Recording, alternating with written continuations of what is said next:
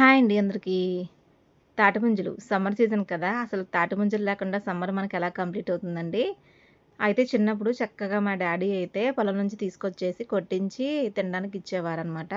చక్కగా అలా ఓ పక్క నుంచి కొడతా ఉంటే మేము ఓ పక్కన చేతులతో తీసుకొని తింటా ఉండేవాళ్ళం. ఆ ఫీలే వేరు కదండీ అసల.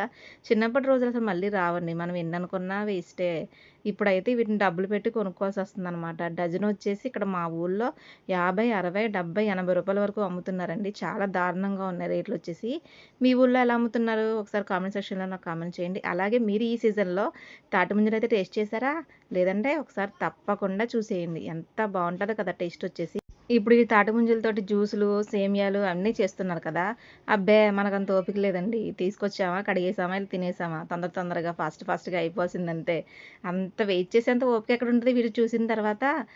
సో, వెళ్తూ వీడియోకైతే లైక్ చేయండి. కొద్దిగా నా ఛానెల్ కూడా సబ్స్క్రైబ్ చేసుకుందురు.